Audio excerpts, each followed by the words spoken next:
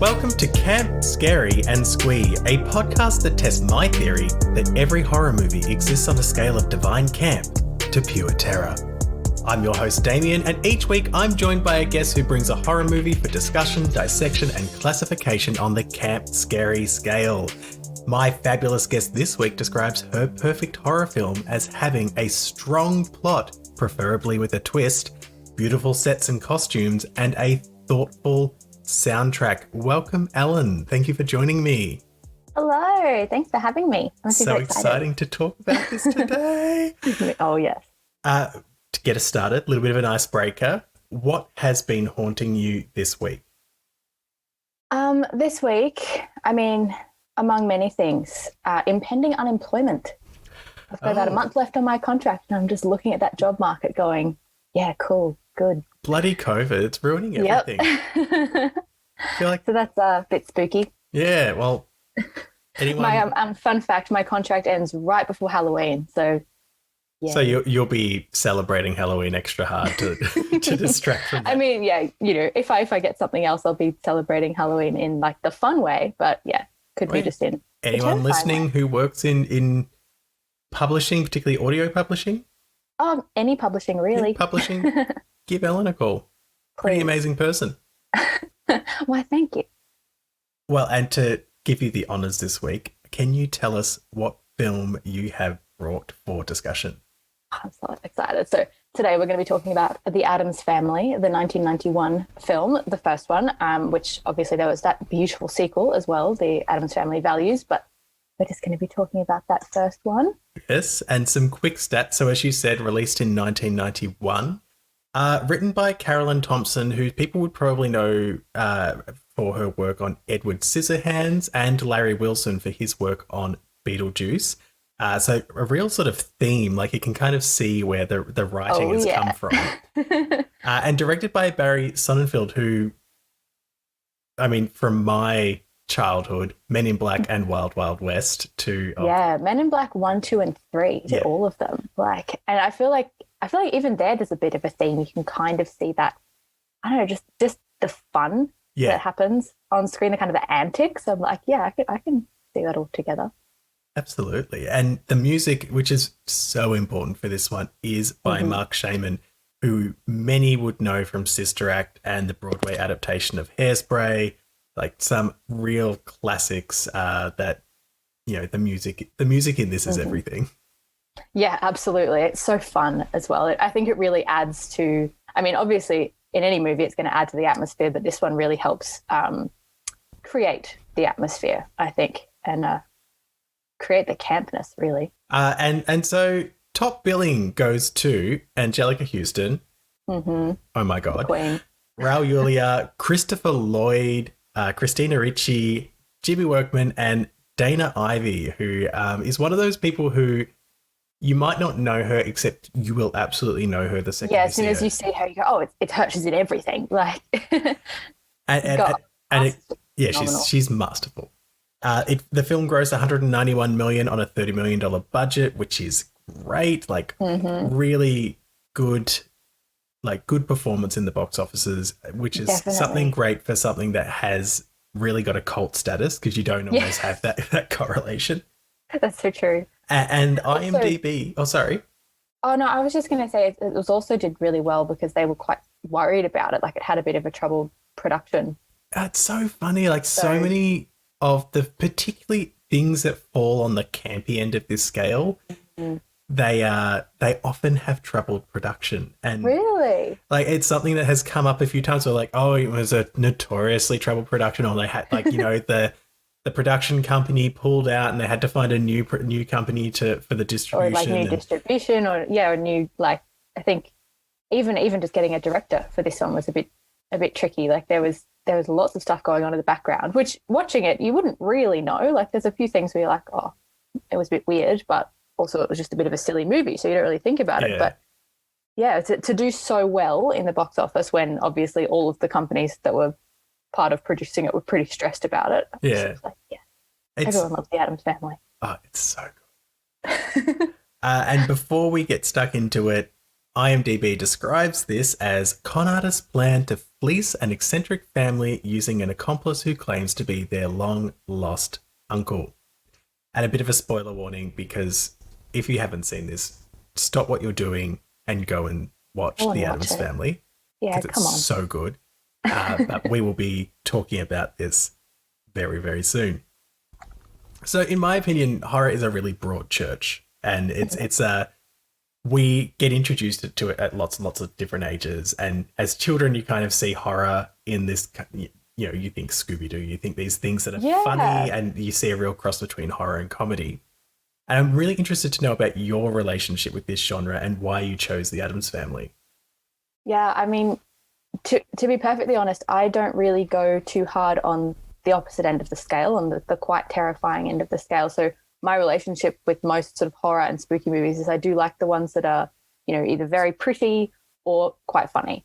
And particularly with The Addams Family, I think I grew up watching the show as well. Like, I don't really remember it, but I watched it quite young. And I always had quite an affinity with Wednesday, just because just so funny. And, my mum always used to refer to me as her little Wednesday because I had sort of long dark plaits and quite a cranky little face. So I was such a great description, a cranky little face. So I've always just sort of, just always been drawn to the family, and just the fact that they kind of, as I got older, I realized part of the reason I really like them is they turn all of those like traditional, it's almost like the Brady Bunch turned on its head. You know what I mean? Like, they sort of take all of those traditional family tropes that you see on TV and in movies, and they flip them around. So, Morticia and Gomez actually love each other and like want to jump each other's bones all the time. And Wednesday's really feminist and quite aggressive, and it's awesome. And so I just love them as a group of characters. Well, it is so funny in that the kind of one of the, we should probably we can probably start talking about the film. It's that for me, like, I really connected. This film came out in 1991. I was a very young child, and yes, I didn't see it for a few years later. I was a baby when this came out. I reckon it might have been a few years later that I first saw it as well. And it's that thing of like, as someone who was a bit of a misfit kid, it really captured so well, and particularly in that brief opening. So I've got these carol singers, and they're joyous, and they're singing this song out front of the... They're singing Carol of the Bells, which is sort of a classic, almost like a horror movie classic, really. But they're singing it really beautifully and happily and smiling. And we pan up to this family who are kind of looking down in disdain as they tip forward the boiling cauldron. Yeah. And it cuts away before it, you don't... Yeah, before you find out what happens. Because it's a kid's movie. Gruesome, and so it's implied. But it's just this lovely, I watch that and I just think, as silly as it sounds, I really identify with them in that moment as this group that are like, no, we don't want to fit in with you. We want to be different. We embrace our difference. We embrace what makes us different. And I guess it's like what they said about their family creed. What do they say? We gladly feast on those who would subdue us. Yes, I had it written down from that scene. So fiery. But it's also, I don't know, I feel like it's constantly relevant. It's constantly relevant to sort of to say, no, we just want to be ourselves and like what we like. And sure, the world's going to come in and tell us that we're weird, and we're going to go, yep, we are. Yeah, and it acts as this beacon for every weird kid in the world, just to be like, well, maybe I can be that weird. Yeah, maybe it's okay that I don't like what everyone else likes, or if the scene, and we're sort of jumping ahead, but the scene where they talk about Wednesday's heroes. Yes. And again, coming back to just my absolute adoration for Wednesday, but and sort of coming back to her being quite a feminist icon in some ways, that her idol was a witch who got burned at the stake, whereas all the other kids are like the president, and it's kind of like both of them are fine, but that's the point, both of them are fine. Yeah, that scene is so great as well, because the teacher's like, I'm very concerned, and the parents are like, she's very proud, this was her great aunt, and she's very proud of her heritage. And yeah, exactly.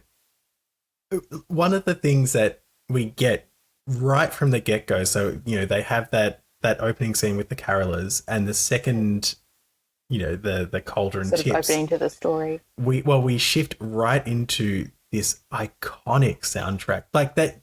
And because the soundtrack is something that's so big to you, like that film score is important. This one, I think it so perfectly captures not just the family. I often feel like Morticia is who the soundtrack is for in a lot of ways. I agree. And it's sort of like everyone else kind of rotates around Morticia being the center of the character, of the film, I think. Which is the matriarch of the family, but I think also they put her forward as this person who is not showy, but always very observant and aware. And yes, and she's dark, but she's also kind. Like she's kind of got the full spectrum of the family, I think, in one character. Yeah, and I agree. Like the soundtrack, the clicks, just the sort of the melody in that iconic theme. I feel like it kind of reflects Morticia a bit. I totally see that. It's what happens in the beginning is we get some very quick beats to establish what's going on and what the story is. And so in that sort of, it's within like the first 5 minutes, we have Gomez talking to Thing about his brother who's been missing for 25 years. Wednesday's a complete badass, like she's shooting her brother an apple in her brother's mouth. Yeah, they do not muck around being like, here's the family, here's what you want. Quit being a baby. Yeah, she's so I know what I'm doing. Christina Ricci, like she's 10. She's 10 and she's acting circles. Like this whole film, like really, it's her and it's Angelica Houston, and they just absolutely. Oh, like I get chills. Anytime they're on screen, it's just them. Yeah. They're amazing. Yeah, just star power. My notes for that opening of Morticia lying in the bed, like stunningly beautiful. And I've just got in all caps, everything. She is just, like, and it's this, as you were saying, that kind of how much they embrace that darkness. She wakes up and he goes, "Unhappy, darling," and she smiles and says, "Yes, completely." It's just, it's so good. And I love the way, I do love the way that they kind of on the nose flip everything on its head, but it somehow still works. It doesn't come across as too on the nose. Like it's just the fun and it's the silliness of it. And I love the way they do that opening because I think they just really understood the audience. They knew what the audience wanted. We wanted to see all of the characters. We wanted to be introduced to, here are the things that you know and love. There's Thing, who is great. Like every montage with Thing is just brilliant and hilarious. I was reading a really interesting thing about how they had to film all of that. Like that was probably half the production budget, them filming Thing. Well, and so something interesting is, if you think through film history, the person who kind of, the father of special effects is a man called Georges Méliès, who I'm trying to think, it was so long ago, it was pre-World War II, he did these special effect films, and it'd be he'd like lay a film over one piece of film over another one, so someone's head would get pulled off and the head would be like talking, and they were often silent films. He famously did Trip to the Moon, which is that iconic poster of the moon with an angry face with a rocket in its eye. With the rocket in it, yeah. And I look at Thing and you see kind of the influences of how Méliès kind of took these like bits of film and put them over other bits of film to create special effects, and that it's kind of carried forward to today. And it's kind of, that little echo of, just like classic filmmaking, I guess. Yeah. And I feel like it gives it, I mean, it's 1991, so it has some retro elements, but it gives it this almost like timeless retro. It's an effective way of doing an effect that there are elements where you're like, if it was done today, it would look so, but it still looks good. Like it looks good. I'm not sitting there going, "Oh, that's terrible." It's like, oh no, that's CGI. Yeah, no, and because it wasn't CGI, it was a real hand that they It's one of those things that I just don't think. I mean, to be fair, I haven't seen the animated version that came out last year of the Addams Family, but I don't feel like I'll get the same character from having an animated hand crawl around, because there's nothing particularly special about that. Like they really had to go all out for this I human should have hand looked up falling his down. name, but the actor who plays Thing is credited. And because it's Yeah. that hand is acting. Like there is so much Absolutely. emotion in that hand. But before theatre. we move on from that scene with in the bedroom with Morticia and Gomez, I feel like we have to acknowledge that while this is a children's movie, they really embrace their kink. Oh yeah. Like in a way that I wonder, like, were there like, you know, vanilla couples in the world who would watch this with their children and think, maybe we should get some handcuffs and Yeah, maybe I don't know. Maybe you should try eyeliner. I'm not sure. You know, try some eyeliner. But there's that amazing, you know, last night you were unhinged. You're an animal. What was it? You frightened me. frightened me. Do it again. Oh, it's so good. And like, So, and there's one later as well where he's like taking her out of a torture device. And, yes, the leather. her, oh, handcuffs, red hot pokers, and she's like, later, darling. It's so good. And, you know, I don't know if we could make a movie for like that age group now that would kind of. That would, and because they did it in a very, I wouldn't say like particularly clever way, but they did it in a way that would go over the kids' heads. You know, Yeah, like, the kids are just like, adults are weird. Yeah, adults are just saying funny, dark things. Like, you know, the whole joke is that they're spooky. Yeah. But for adults, you'd be sitting there going, wait, what? Block your ears, kids. Oh, God. Yeah, but, you know, if you didn't say anything, the kids wouldn't have any idea. But, yeah, I thought it was, I loved that. Like, and it's right at the beginning, so you're immediately sort of given that dynamic between and just how passionate they are about each other. Like, you know, they're into each other. This isn't a loveless marriage that died years ago, unlike Tully and his wife Margaret, who we're about to meet. It's that, I mean, I feel like we'll mostly just talk about Angelica Houston absolutely being incredible. So she's cutting the heads off roses, and it's incredible. Even that little, like, it's a tiny little throwaway scene almost, and she's sitting there snipping these beautiful heads off these roses and putting the stems back in the vase. And I just, even that, I was just like, God. Well, she looks at it with such admiration and then just snip and puts very graciously puts the thorny stem in the vase. but Tully's fighting with the gate because the gate, of course, is alive. That's right. That's right. Yeah. And I love that these people who engage with the Addams family have all accepted the kind of supernatural quirks of this house that they deal with. Yeah, and like they don't necessarily like it, but they're all just, you know, they don't really question it at the same time. They're just sort of like, this is just something we deal with the Addamses. And like, even, I mean, I guess the character who doesn't really want to deal with it is the neighbor with the broken windows and the golf balls. Yes. But again, he kind of just, you know, he deals with it just because now you're a moron and carries on. But also, this is a sign of some like well thought out writing in that they do a lot in this, but they don't do too much. So that scene with the judge has a purpose because, you know, the judge wants, like, it gives him a motivation to rule against the family later. Like, exactly. And actually they do that with a lot of different things. Like, as we'll go through the story, but there's quite a few things where at first I was like, God, this is just like fun goofiness. And then by the end I was like, oh, that actually, there was a payoff. Oh, right. That really tied the whole thing together. Yeah.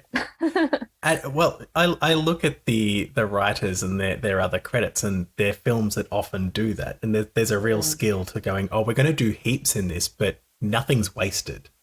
Yeah, everything has a purpose, and even though it seems at first that it's quite extra and just a little, you know, you're watching it being like, really? Like, did we need this? But by the end you're going, oh yeah, no, we did. Dana Ivey as Margaret, I feel like it's worth saying. Fantastic. One of the things I noticed in her characterization was as they're walking up the driveway, she's got this quite thick accent. She's like, why did I even marry you? And then when she walks in, I'm here to talk to Mrs. Adams. Like, and you just, I didn't even pick that up. How? It so stood out to me. I thought, I don't know if it was her, if it was the direction, but just like something little that I just went. She's really like her character is really that one who when they're in society, they have a face that they show. And then, obviously in her unhappy marriage, she drops that.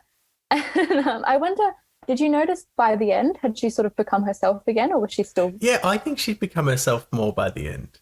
I feel like it wasn't something that was carried through the entire film, that she was like changing her accent. But it was just a nice little touch at the start. Yeah. Like, oh, I'm here for the charity auction. Really putting on that, like lawyer's wife kind of. Yeah. But so Tully is very much the bumbling and fumbling lawyer. We find out that the family is his last remaining client. There's a sword fight, which the best was fun. Like, it was lovely. He's kind of like, oh God, I have to do this every time. But he also, I quite enjoyed that he sort of just went into it. Yeah, he was on board. It made me laugh because obviously they're his last client. He kind of has to do whatever they want. And of course, his last client is the one that would expect him to have, a sword fight in their office before he talks about. Before they talk about old business, not new business. Yes. This is old business. Old business, not new business. Oh God. But you can see that he's trying to convince Gomez to shift some money to an offshore account in his name, saying it's for tax purposes, but we've sort of established that he's having some money troubles. Yeah, and that he's a little bit dodgy, at least. And he's trying to work out where the money is kept, and meanwhile, Margaret is in the grandmother's. Is it her is it her bedroom or spell room? It's something. I don't think we ever really find out. It's a junk room. Yeah, she's. I mean, I'm sure there's many rooms in that house. We're in one of Grandma's rooms, and is that when they're going through the armoire? Yes, Uncle Knick-Knack's summer wardrobe, Uncle Knick-Knack's winter wardrobe, Uncle Knick-Knack.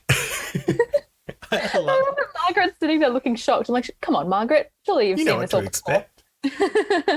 But again, we get this kind of, it's almost a MacGuffin. They find the thing for the charity auction, which is this finger trap. And it's, again, something that's not just there for nothing, because we'll get to it later, that absolutely it becomes this key part in the plot. But it's this beautiful, ornate finger trap that Margaret immediately traps her fingers in and can't get them out. Were you watching it as the audience just being there, Margaret, don't. No. It's quite funny. At work, we did like a kind of team building day, and there was a finger trap that we all got, those paper ones, and they shared it around, and immediately everyone got their fingers stuck. You see it, you just can't help yourself. And you're just watching the panic on everyone's eyes as the thing's continuing, the person at the front still talking, and everyone's just like, oh shit, oh no. This is happening, I've done it. A whole room of people going through that same instinct to like, oh yeah, I just went like, oh no, I'm trapped. Oh no. It really is So I suppose, the one in the movie is obviously exquisite, so it would probably be even more enticing than a paper. It looked like it hurt. It kind sharp of teeth. Yeah. Of course it did. It's the Addams Family. If it didn't have teeth, you'd be worried. But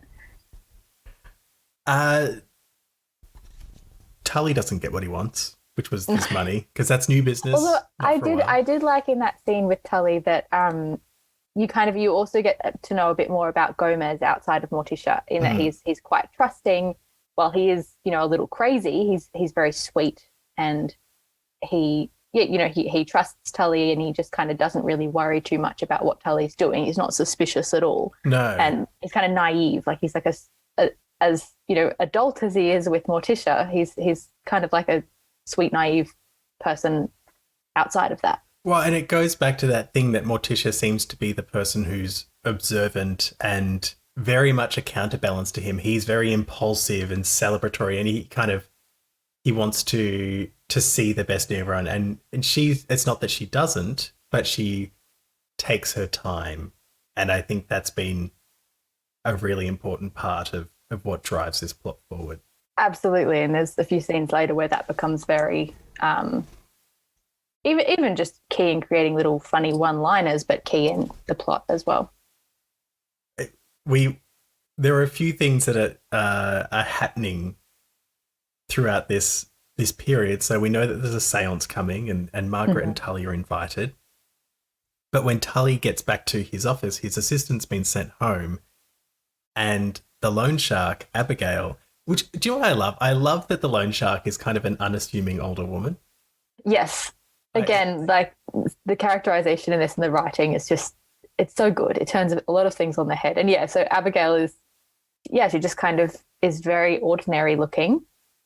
Turns out she's quite terrifying and a con woman. And she's like, and we really like, even though it's quite short, you meet her, you meet her son, Gordon, and you very quickly see that they want the big payday so they don't have to be these small time loan sharks anymore, and they kind of want to get away from it all. And as Gordon is threatening Tully sort of notices that Gordon looks a lot like a portrait of Fester that he saw at the house earlier that day. That clearly wig. Yes, the spectacular hair. Oh wow. But imagine going through life having those bags all the time. Oh my Poor Gordon. God, I know. Some intense makeup. Oh yeah. For who we all know as Doc from Back to the Future. Yeah. I did. Yeah, I wondered if. I mean, obviously they went hard in just making him into that character, but I did wonder if they sort of went extra hard because he was so well known. Yeah, well, to associate him with. And it was that thing. Even watching it this time, I didn't immediately click who it was. I was like, that voice sounds familiar, but I don't recognize him. Yeah.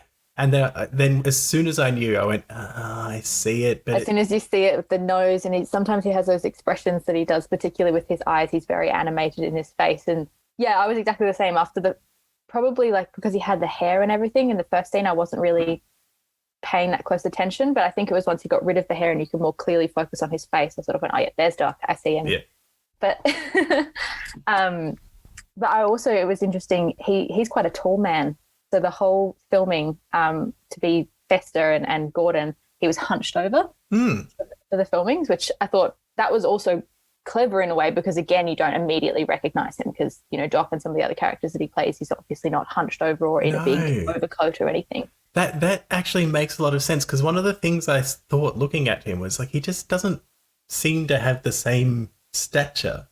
Like he still had this great presence, but it wasn't the same. Yeah, and he hobbles around, which is perfect for Fester, but it was because also he was kind of bent over and kind of literally hobbling around the whole time.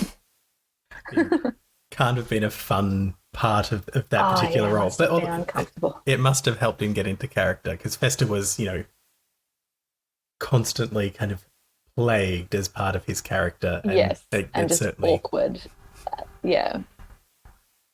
What we get next is the seance, which I really enjoyed. The seance. God, that's good. I loved that Lurch was live playing the organ. Like, so as things happened, he clearly very talented, was just switching between whatever he needed. If the tension's building, I'll build the tension. Yeah. Very talented man, Lurch. Man. Absolutely. And I feel like, he's done this before, clearly, but yeah, it's just funny, especially because, Lurch doesn't talk. No. But he's a very talented musician. But we get Grandmama is conducting the seance, calling to Fester. There is a knock. And she demands that he knocks again. There is another knock and Thing is out. He's like on his way to the door. He's going to open it. There's knock. Clearly there's someone there. We follow him. And again, like this great kind of characterization of this. Absolutely. This hand. And he opens the door and there's Gordon as Uncle Fester. As Fester. And we also get to meet Abigail as Dr. Pinderschloss. That's right. I was going to say, what was her name? She had some amazing doctor name. Yeah, well, and I was like, I wonder if that means something. Schloss means castle, but Pinder didn't really mean anything. So maybe it was just something cool. I couldn't find anything about it, but I was like, if Schloss meant castle, I was like, maybe it's like plunder castle, but it wasn't. Maybe. Unless it like Pinder is like another language again, and I was not like. Yeah, I'm going to have to look this up because yeah, I wouldn't be surprised. Like, I feel like you're probably on the right track there, where it means, to rob someone or some kind of con woman, basically. Uh, one of the things I enjoyed here is Wednesday and her mother are very similar in that they're observant, and it's almost like Morticia's Wednesday with a lot of experience because she observes and holds back.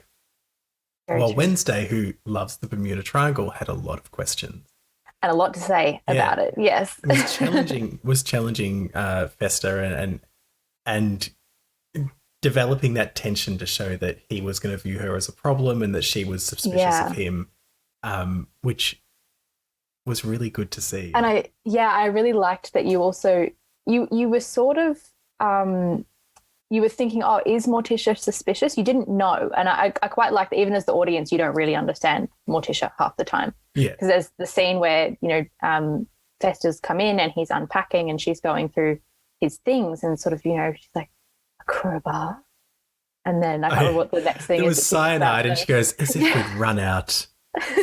But the whole time as the audience, you're like, is she suspicious? And he's obviously stressing that she's suspicious because he doesn't understand the Addams family. That's part of the fun, is that he is one of the few characters in the whole movie who's never experienced the Addams family before. So he's kind of learning along with the audience, or probably learning even harder than the audience because the audience kind of knows the Addams family.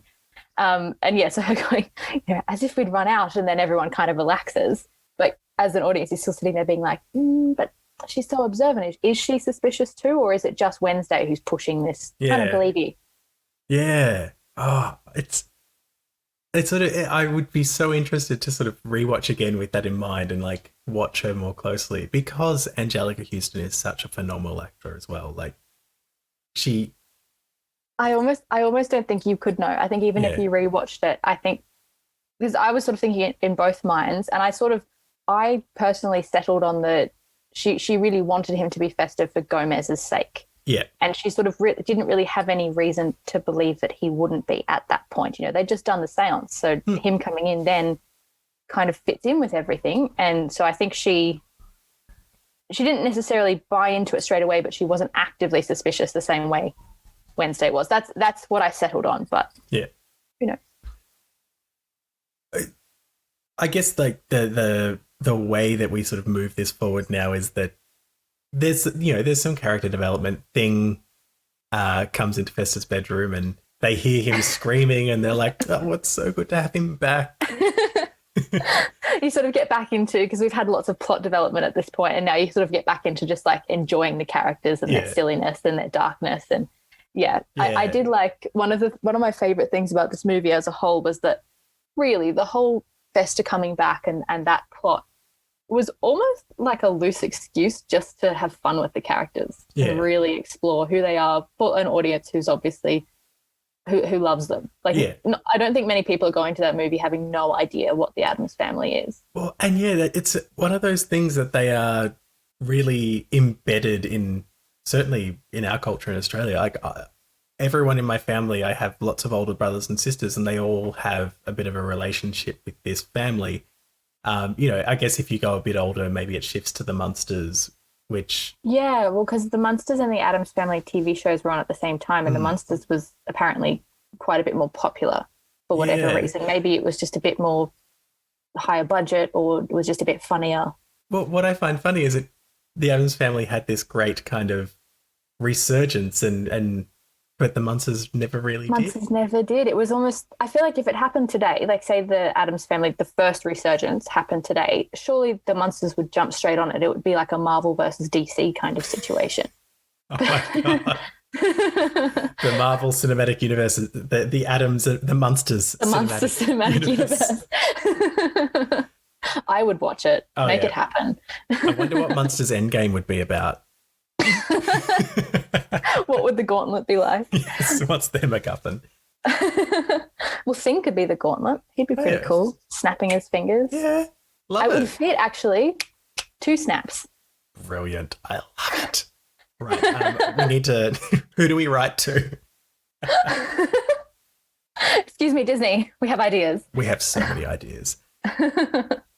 what we get, and I guess it's important because it again plays down in the future that Gomez the next day wants to take Fester to the vault. So Fester's plan is to go searching for this vault, and he gets it handed to him on a silver platter. Takes him straight there. But we go into this this room, this little sort of chamber, or like kind of an antechamber, full of chains that you can pull on.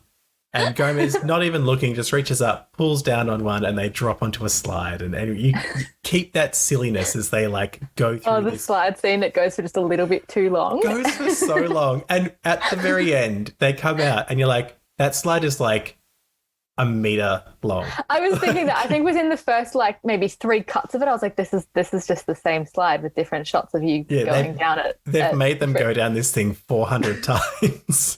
It's probably a whole day of filming just to get this. Like, I mean, to be fair, yeah, it goes for like 3 solid minutes of them going down the slide. But yeah, the slide really is maybe 2 meters long. Yeah, it's amazing. It's so good. And when they pop out, it's just like, yep, it's just done. But okay, it takes us through this, there's there's the gondola where he sings and plays the music. Amazing. It's getting really like, Willy Wonka and the Chocolate Factory vibes. I was waiting for them to go into like a psychedelic scene in that, but they didn't. No, not the gondola. They could have. They could have lent harder in there, but that's fine.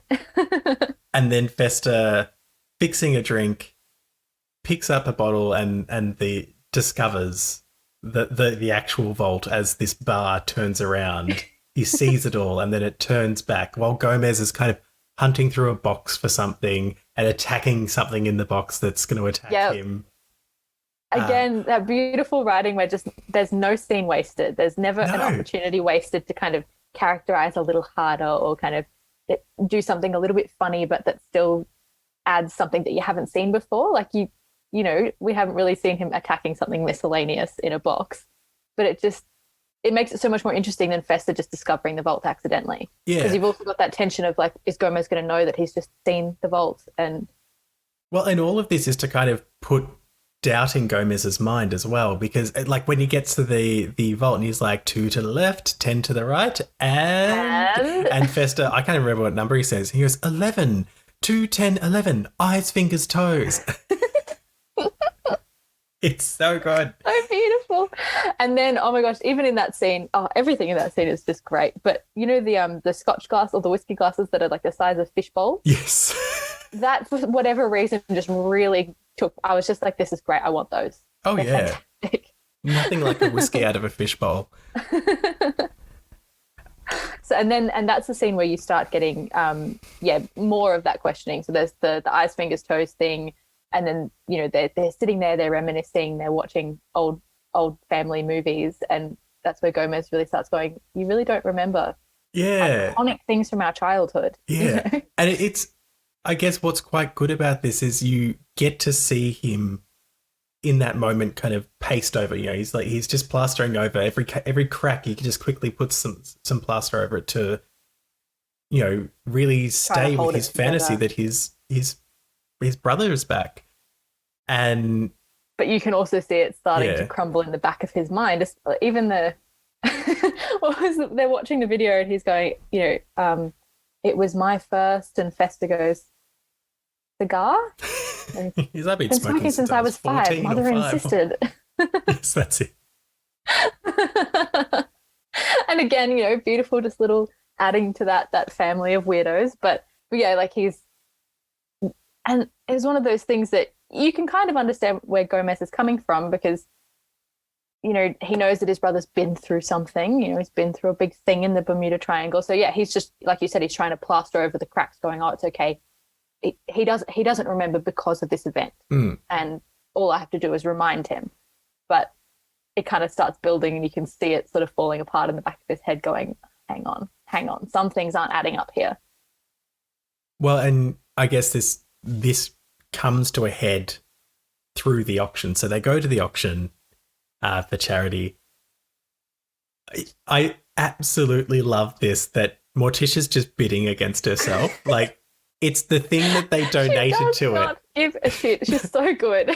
But also, I think this is like a point of kindness. Like, she gave them something, and her intention was, I'm giving it to you so I can buy it back and give you money for this charity. For widows and orphans, we need more. We need more of them. Well, and they said, oh, I remember the auction. They say that they're also raising money for the elderly and deranged, is it, or something like that? And Morticia looks at Grandmama and smiles, and Grandmama kind of nods like, "Thank you," because Yes. she's elderly and deranged. It is me. But yeah, she's bidding on it. Gomez is kissing her hand and like, Oh, yeah, we get some more like just gold sort of Gomez and Morticia. And, you know, there's that scene, it sort of pans away from them to the audience just watching them. And they're obviously she's like 20,000, 50,000. And then they're just kind of making out. You don't really know what they're doing, but the rest of the crowd at the auction just kind of like, what do we do? What's going on over there? But it's just for a second, and then it kind of gets back into it. But oh gosh, I remember Morticia. Yeah. And then in the car, Fester has the finger trap, gets his fingers stuck, and he doesn't know how to get them out. And this is the point of realization. And again, Morticia so knowingly is like, just shows him how to do it and doesn't say anything, but we see... It sort of just allows things to happen around her. She goes, oh, you just do this, remember? And you sort of see Gomez, all the plasters coming off. He's going, no, can't compute this. Yeah. I had to teach him to eat with his feet as a child. That was... Well, the train scene is beautiful. Yes. While this was made after it, you know how people talk about the sparkle motion dance scene in Donnie Darko and how incredible it is to have this, like, these kids dancing, and somehow it like creates all this tension as Donnie is burning down the house to reveal that this guy has kitty porn. This, I think, the way they sort of play that, like as iconic as that. Like the family are all sitting there talking about the trains and like going through the covered bridge. A good, happy thing. Yeah. Like, yes. Taking the turn or whatever they say. And cutting between them and Gomez. And it's like they're having a breakdown as he plays with trains. Which for me, especially, I found it really funny because like we know generally, you know, train sets are fun and cute. But do you know who was quite famously very into trains and loved train sets was Walt Disney. Really? He really loved trains. It's part of the reason that a lot of the theme parks have lots of like trains and other vehicles throughout them. He really liked sort of motions of transport, but loved his train sets, had a little like train set in his backyard, I think. And so for me watching that as well, just being like they're taking like one of the most iconic, happy, cute things, and it's his signal for having quite a bad mental breakdown. Yeah. He's processing it in his mind. That's where you get, they had to teach him to eat with his feet. And we watch the family huddled on the bed, you know, just like listening. Are they in the same room? Yeah, they're all in the same room. That like Morticia has the two children huddled against her as they like, you know, they watch father. Well, the melancholy, like they're listening. Oh, he's doing this now. It's going past this station. He's using the diesel locomotive, and it's their horror. Like it's their It's what scares the Addams. Like it's model trains. That's what scares. It's model trains, leisurely activities. But I was wondering then. I was sort of like, you know, they're talking about it like he's done this before. And I'm like, maybe this is how we reacted when Fester first disappeared. You know, did he come and play with his train set? And they all just sat there going, oh, Dad's really sad. Fester uses this time to try and break into the vault. And we get a similar to the slide. Like he pulls the wrong chain and gets sucked into some kind of sewer. And while the train thing is happening, Morticia sees him go through just a pipe of water, like a clear pipe of water that's in that room. He like goes through holding onto the chain and screaming. And again, Morticia's just like, okay. Well, when he is spat out at this kind of refuse exit in the house from the house, she's standing there waiting for him. And she uses it as an opportunity to kind of talk to him about the history of the family to help explain why they are the way they are, and that's where we get their family amazing motto. creed. We gladly feast on those who subdue us, which is, and she's clearly very proud. She talks about the way that their family died and how each death is kind of this badge of honor for them. Absolutely. And again, you sort of get that mystery of Morticia. Is she threatening him or is she trying to educate him? And it's hard. We still don't know. We still don't know because she is generally just a bit threatening. That's the whole thing. The Addams family, they're a bit spooky, but Fess is obviously feeling threatened and a bit scared. But I was sort of watching it being like, I think she's genuinely just she's quite proud of her family and wants to talk about it with him. Yeah. Again, because I think she wants Gomez to be happy. So she's sort of like, come on, Festa, let's go and like try to jog your memory of the family or who knows. But yeah, the more I think about it, the more I'm settling on, I think Morticia just kind of wanted to help. I don't think she was necessarily overly suspicious. I like to think she was suspicious, particularly just around. I feel like she was using this as another way to kind of collect information. Right. And just, being observant and never quite giving away her, like, where she's coming from. Never.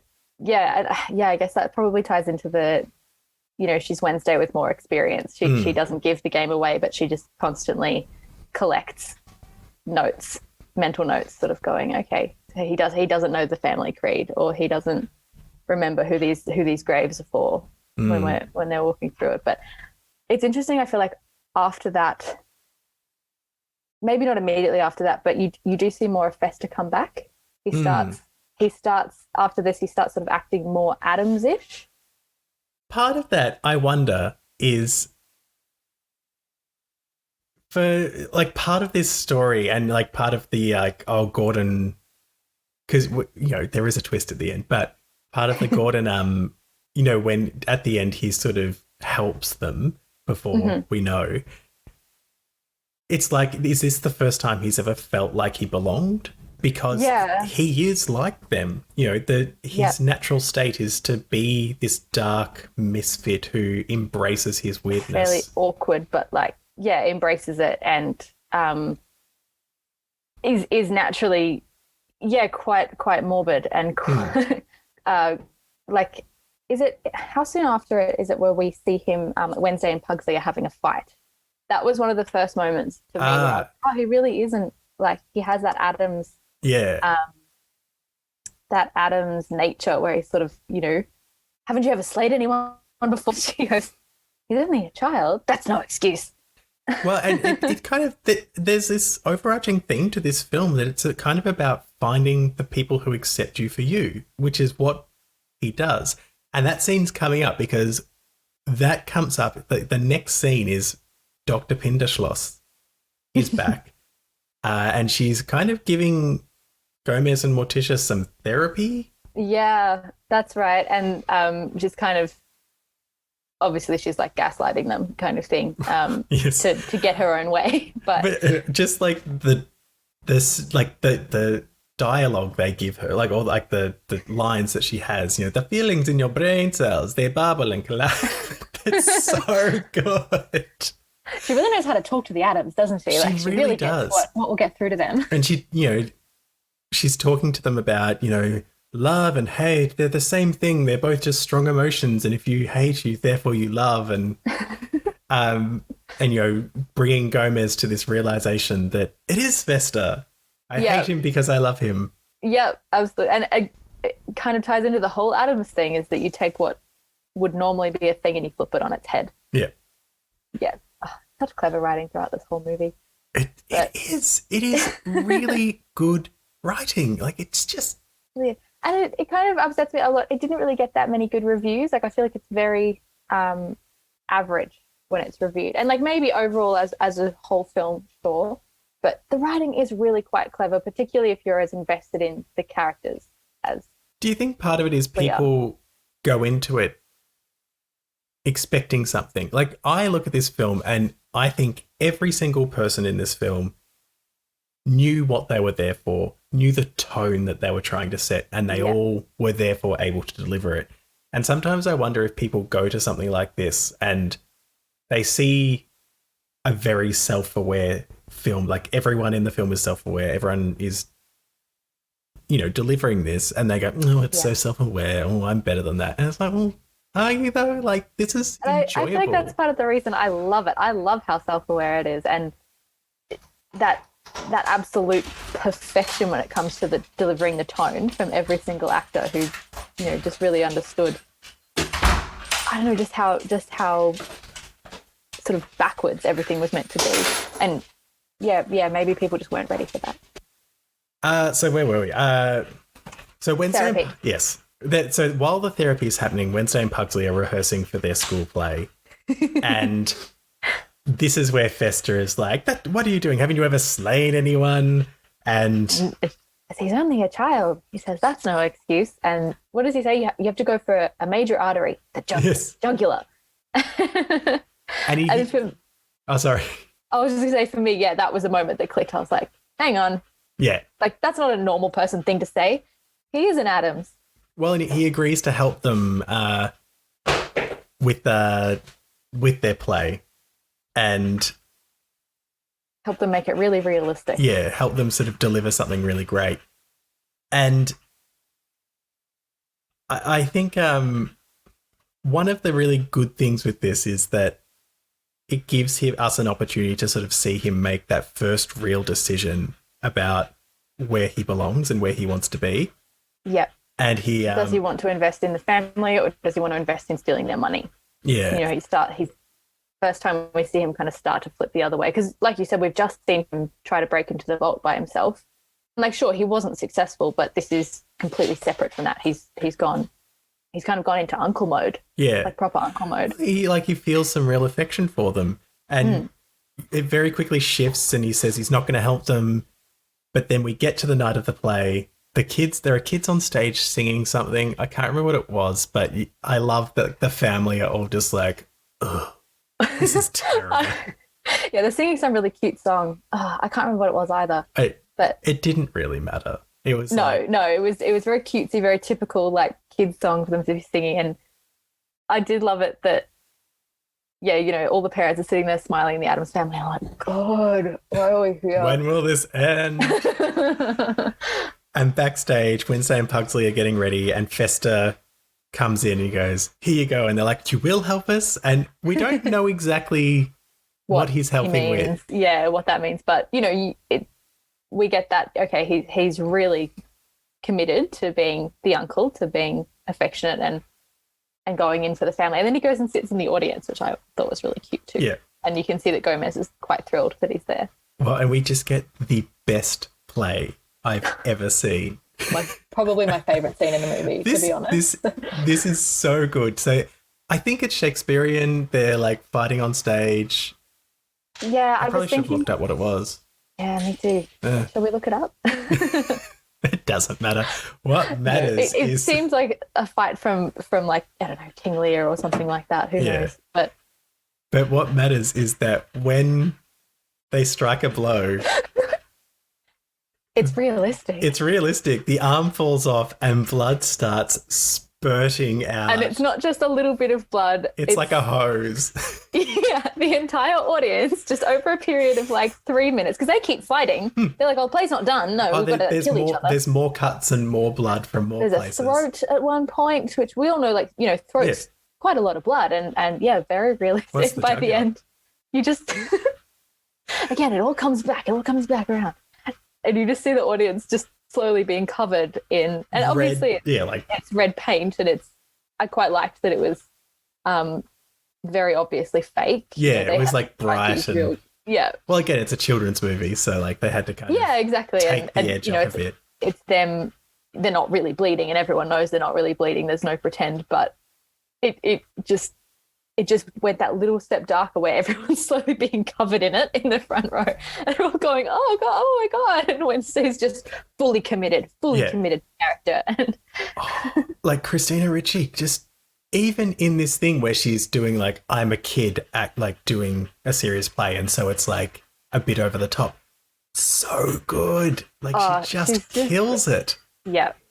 And yeah, just her commitment to the drama. But again, she's perfect. She doesn't overdo the drama. No. She's very, very serious about her dying in the play. And they're both very proud of their performance that they're putting on, and the parents are just thrilled. And it has to be the best. Like, I think it's the best scene of this whole thing because it captures everything that we've been talking about. Like, we don't give a shit what other people think of us. We're just celebrating who we are, and this is the play we're putting on, and our family we're passionate about what we do, and that's it. The people that we care about. It's that whole thing that if what's that saying where it's like the people who matter don't mind, and the people who don't matter will mind. Yeah, well, it's the people who matter don't mind, and the people who mind don't matter. That's the one. Yeah. That one. So it kind of, and that really sums up the Addams, I think, because all Wednesday and Pugsley would care about is that Mum and Dad and Fester thought they did a great job. Yeah, and so good. They just don't care about what the audience thinks, but they're also kind of, I feel like they're obviously quite a bit younger, and they probably as children don't think so much about what other people think of them anyway. But I feel like they were really on stage being like, everyone's going to appreciate this because it's art. Yeah. I appreciated it. If I was there, I'd be so there. I'd just be like, yes, this is great. Killing it. So the next thing that happens is we sort of shift to the big party. Oh, yes, the farewell ball. Yeah, because Fester has to go back to the Bermuda Triangle. Yeah, I think I can't really remember what excuse she made, but the whole point is that he has to go back for like more therapy or something, who knows. Yeah, but and he has to leave. Yeah, they were creating this opportunity. Like, they were trying to create an opportunity to be able to steal the money. Exactly. And this is another one, like, it's really fun and it's exciting, but there's just like a whole bunch of points that have to hit to get us to, what ends up being the kind of low point of. Yeah, and it to get us to that real conflict point. And it, in a way, it kind of went a bit slowly for me, this part, because I feel like they definitely took the opportunity to bring in a lot of things that they'd been talking about before, like, the conjoined twins are there and kind of flirting with Fester and Gomez. And also with Tully. Yes, that's right. And then, of course, there's, Cousin It and Margaret, which is just the best side storyline ever. Oh, and and I was so thrilled to see Cousin It. Like, he's definitely one of my favorites. But I felt, because there were lots of these little side points that all sort of came together in one go. It was great, but I was also kind of like, I want the action a little faster. Yeah. But you get there. Well, I guess the things that we get is Wednesday catches Gordon and Abigail. Is it Abigail? Yeah. Shaving his head. So, yeah, and it was one of those things, she catches them doing something that is clearly they're faking. Well, and they're talking about it, and she goes, I knew it. She runs and Fester chases after her. Tully, speaking to Flora and Fauna, the conjoined twins, works out that actually Fester would be the heir to the fortune if as the older brother. And so while the party's going on and they're not able to steal the money, Tully has an idea, and he goes and knocks on the judge's door, who's at the beginning of the film had golf balls flying through his window. It's all, and obviously hates the Addams. Like, he's probably the one in the film that we see who has the most disdain for them. Most people just accept them, that they're a bit weird. I think we hear Tully call them, like, he's a moron kind of thing, but it's not really hate-filled. It's just kind of like, we put up with them, they're a bit weird, but whatever. But the judge, like, clearly has anger towards them. Yeah. Well, Tully says, I can get rid of them for you. And what we get is, after the party, they realise Wednesday's missing. They all go out looking for her, and Fester stays behind in case she comes back. And they use that opportunity to lock the gates and lock out the family. Basically do a switch up. Yeah, they've totally kind of fooled them, basically. Yeah. They come back and the gate is locked. And Tully, gives them all of the bad news. And then they go to a motel. They do. Well, and then so they go to the most uncomfortable scene. The Addams family in a cheap motel. Before that, they do go to the judge, and the judge sort of rules against them. Yes, and takes happily. great I loved pleasure. that scene. The camera's like right under his chin, basically. Like you're almost looking up his nose, and he's just there gleefully stamping the thing, going, Yeah. "Nope, bye." And so this is the low point, and do you know what? It's quite funny because there's this very long setup to this low point. I'd say there's a long first act, and then the second, It's quite short and sharp. going from the low point to the end of the second act and into the final climax all moves very, very quickly. Yeah. And maybe for me, maybe that's what I meant when, in terms of that ball scene, not necessarily that it went slowly, but there was a lot that had to happen in that one scene. There were a lot of points that had to hit for us to be able to get to this next act. Yeah. But I don't really know how they could have done it a different way to introduce all of those facts, because the whole point is that it snowballs quite quickly and they use all of the opportunities that are created in that scene, like Wednesday going missing, like they sort of they jump on opportunities as opposed to it sort of being slowly set up. Yeah, well, and like Wednesday missing again serves a point because they need to get everyone out of the house so that they can lock them out. Yeah, but that was just an accident. Like they didn't plan for Wednesday to go missing. So yeah, they just like Tully and Abigail kind of just jump on these like randomly presented opportunities. Yeah. I think there are some really great standouts in the Addams Family having to live in a motel for a few days. Morticia going to the job counselor. That's right. Oh, yes. Where did you study? Private tutors. And your major, spells and hexes. And she writes liberal arts. Yes. The best recruiter ever. Yeah, but again, like really smart jokes for the parents and yeah, definitely. Like taking those horror elements that are presented in such a comical way here and that we get to laugh at and showing how the world interacts with these things. They just sort of go, oh, you're just crazy. Yeah, exactly. We can fit you in a box, so basically, yeah. I also love the Girl Scout interaction when Wednesday and Pugsley are selling lemonade. And she's like, are they real lemons? I only have real fruit. I only, it has to be organic, real grown. Are they made from, and she makes them the deal, She's like, okay, well, I'll buy one glass. And by the way, total scam. I'll buy one glass of your, 5-cent lemonade for, I don't know how much a box of Girl Scout cookies costs, but I'm pretty sure it's more than 5 cents. But Wednesday has the best line ever. Are they made from real Girl Scouts? Just kills me. And like delivering. And like doesn't miss a beat. Yeah. Like just stand out. So good. And because that girl, she comes back. She's like the child villain in the sequel. I'm quite sure it's her.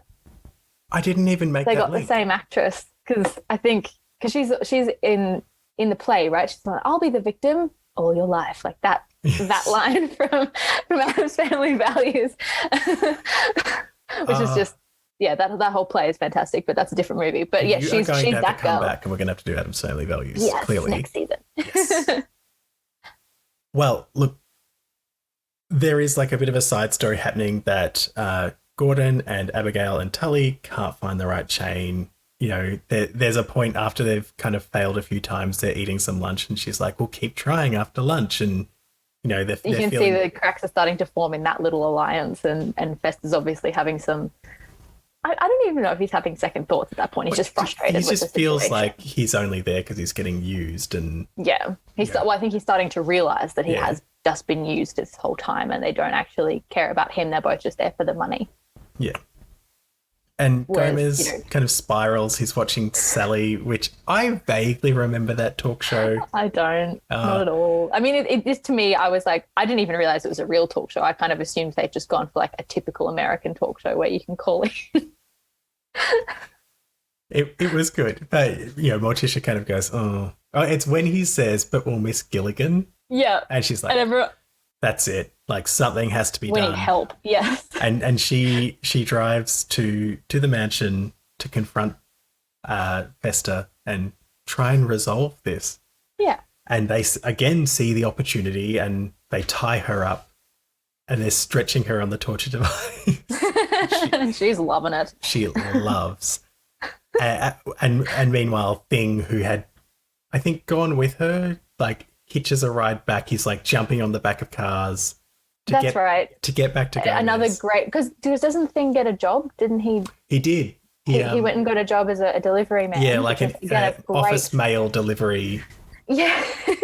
Throwing the parcels everywhere. Oh, just just honestly, all the thing montage, fantastic. Everything he did, I was just like so into. That they were probably the scenes that were the most unnecessary in the whole movie. Probably, a little bit longer than they needed to be or whatever, but they were like the comic relief in an already quite funny movie. But yeah, I love that. So yeah, we get another great thing montage of him getting back. Yes, he gets back, he knocks on the door and he's trying to, he's like, his thing as a hand is too exhausted and frantic and he can't communicate, and Gomez is like, he's trying to sign and Gomez is like, I hate it when you stutter. That's right. He finally like gets it out through Morse code. What is by tapping on the table that they've got Morticia and Morticia Gomez. Danger needs help, something like that. And they're on their way, and Abigail and Tully and Gordon are threatening Morticia. They've got her tied up, and now they're talking about hot pokers, and it's when Gomez comes in, like, to save her, but also I don't think he's worried. He's actually that worried about her. Like, yeah, or like he hasn't fully. He either hasn't fully grasped what's going on, but he kind of walks in and is just like, oh, this is just normal. Like, what are you guys doing? Having a good little afternoon over here. But yes, they start they're fighting. And we get the sword fight comes back. Yes, the sword fight between him and Tully. And Tully's like taking the opportunity to properly fight back, possibly for the first time. You kind of get the sense. I think so. Yeah, because he actually, like, I think he cuts Gomez at some point. He actually injures him, which obviously before, when the relationship was very different, it was, client and lawyer. He was just playing along. But yeah, you see a bit of aggression in Tully, probably like the most, I don't know, just like spunk that we've seen in Tully this whole time. He actually fights back because he really wants his money. And with that, we get this evolution where Abigail kind of voices those things that Tully was. Not Tully. That Gordon was feeling. She finally cracks and shows her true character to Gordon. Like, we've obviously seen it, and the audience have kind of picked up that she's a bit of a psycho and obviously very mean. And yeah, she finally kind of reveals to Gordon how she truly feels about him and how little he means to her. Yeah, and he acts hurt, but also like he's going to just follow through with the plan. He acts at first like a wounded puppy, like a dog that's been kicked but will just come back because that's what he has to do. But yeah, then you get that great little twist, and we get the book thing. Yeah, he stops Gomez from pulling the book that lets them into the vault, and he grabs a different book, which I found funny because they must all know which book does it because they've all been in there. As in, like, Abigail must know as well? Yeah, because she was pulling the chain. Yeah, but haven't they, like, they haven't discovered the vault yet, so they... No, but to get to the chain, you go through the bookcase. Yeah, right. Oh, plot holes. Oh, yeah. But maybe heightened situation. Yeah, that's right. And also, I don't know. I really liked this little part because, you really get that feeling that Gordon / Fester has been thinking, like, because he could very easily just go along with Abigail and make everything happen, but he's clearly had that realization, like, no, these people are really my family. They're the ones who completely accepted me for who I was, even when I didn't fit in, even when I didn't know about the family and kept saying the wrong thing, they still accepted me. And he's kind of made this almost split decision to go no. And he's, that would have been pretty stressful for him because his mum, or like, we don't really know their relationship in great detail, but she's just basically really wounded him. Well, he grabs this book that contains a hurricane, which it was established at some point that Tully was sunning himself from a book that had... It was Gone with the Wind. He opens it at the start. I think it's either before or after the sword fight. It's right around the same time because I remember both of those things kind of come back at the same time later. Like in this scene that we're talking about. Yeah, so at the beginning he opens Gone with the Wind and it kind of blows him with like a little bit of a light breeze, and he's like, oh, lovely, and puts it away. And I just remember watching that scene at first and being like, God, that's funny, how clever, haha. But thinking it would be throwaway. Yeah. And then, of course, it comes back later. Pays off at the end. It's another wind book, but it's a lot bigger. Yeah. And so Morticia and Gomez go into the secret stairs, and Fester opens this book on the hurricane, and essentially Abigail and Tully get blown out the window, land in graves, the graves close, they fall down, and Wednesday and Pugsley have dug these holes. Just standing there sweetly like, yay. And because you obviously didn't see them coming to the house or anything. There's no explanation for how they got there, but of course they are there and they've done the perfect thing. Well, and also, again, Wednesday with her incredible lines, Pugsley says, "Are they dead?" And she goes, "Doesn't matter." Like, so good. She's just a critical thinking queen. She is. And it kind of, like, actually, this is, I guess, the twist. Although, very convenient You mean twist. the coda? Like the sort of... Well, no, Fester gets electrocuted. That's right. And realizes that he was Fester all along. And he had lost his memory. Jog. And she and Abigail had taken advantage of that and taken him on as a strong man. And so it wasn't a case of Gordon finding his place. It was a case of Fester coming home. Finding his way home, yeah. All along. Which, because that all happens in like a little scene at the end. Yeah, so he's electrocuted, and then we realise in this little scene at the end, there's a heap of exposition that explains this. But it's that things have gone back to normal. We find out that Margaret is dating Cousin It, and she's dressed up for Halloween. That's right. I love that it ended at Halloween. Yeah. This is a Halloween movie. So many that start with Halloween as kind of a setting, but this is all just leading up. Halloween's just something that happens casually at the end, Well, also she asks, because Wednesday doesn't have a costume, and she says, "What's your costume?" My favourite line of the movie. Do you want to say it? She's like, "I'm a homicidal maniac. They look just like everybody else." It's so good. And from there, like, we just get this lovely ending. Like, they're going to wake the dead, which is like a family ritual on Halloween, and they're all just tramping through the graveyard with shovels and having a great time. Good family bonding night. And everyone, that Fester has found his home. Everyone kind of finds their place. And interestingly, Margaret really finds a place. Yeah, I really liked that as well, because you don't really you sort of see her having that conversation and that kind of light bulb moment with It at the party. And then you don't see her again until later. But I just loved her little storyline that she sort of realised, like, that's kind of what the Addams do. They help people realise they don't have to fit into the box that they were assigned. They can just be themselves. Well, and at the beginning, she's very much someone who's like, we need to be like this, we need to act like this, we need to be a part of this. Exactly, with the accent thing that you were mentioning before. She puts on this part because that's how she has to be in society. And then gradually throughout the film, that's just eroded through, like, sometimes terror, but also realising that, her husband's a bit of a dickhead and she's unhappy. Yeah. And she meets someone. The person who makes her happy was someone she didn't expect. Absolutely. Who she was scared of. Like, she, when she met Cousin It, she was kind of, oh, God, who are you? It's like, what is this? Yeah. We've made it to the end of this film. It is such a good film. So beautiful. And I just love the messages that are all the way through it, that, you should just be yourself and you should be proud of who you are.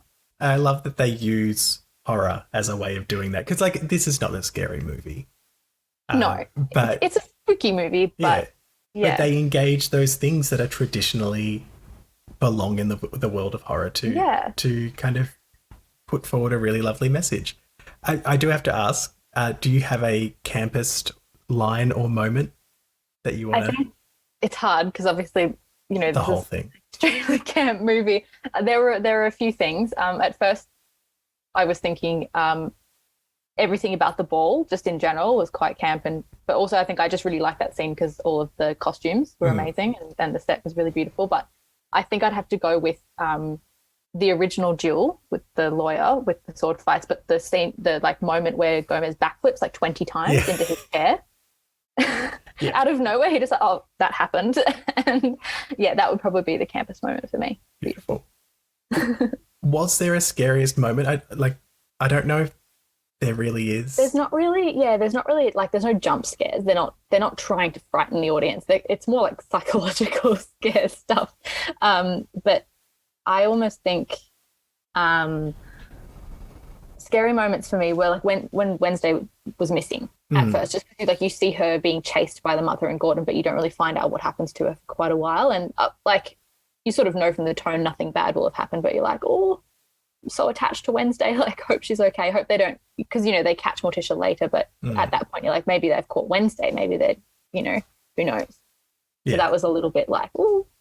Yeah. No, and it's like a real moment of, you know, you see these characters and you're actually a little bit frightened worried for the characters. Yeah. Because up until then, they've been in control of everything. And the funny part was that they make everyone else around them uncomfortable by being in control and being themselves. But suddenly, maybe that's the scariest part, is when you're like, oh, the Addams are starting to lose their grip on the situation. Yeah, definitely.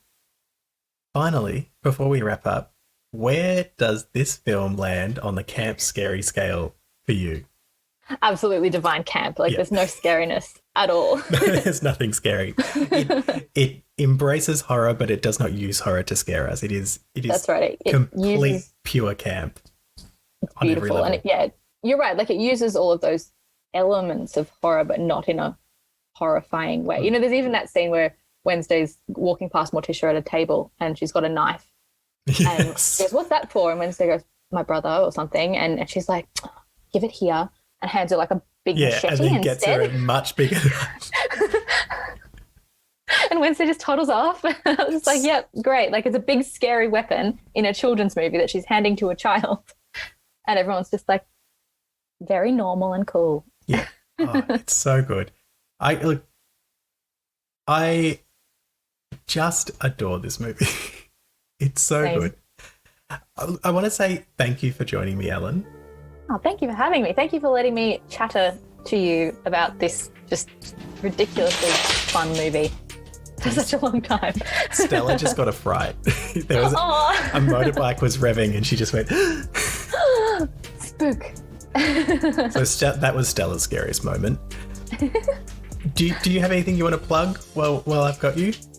I mean, not really. If anyone would like to come and chatter with me about cute things like the Addams Family and feminism and stuff, my Twitter and Insta handles are both EllenFae, so ELENFAE. Come and tell me, you know, what did you do for Halloween this year? Definitely, and I'll put a link to both your Twitter and Instagram in the show notes for anyone who wants them. So, thank you everyone for joining me today. You can follow Camp Scary and Squee on Instagram and Twitter by going to @CampScaryPod. If you have questions or suggestions, you can email campscarysquee@gmail.com. And make sure to rate and review Camp Scary and Squee so other horror fans can find us. Thank you for joining us, and remember, don't scream. They'll hear you.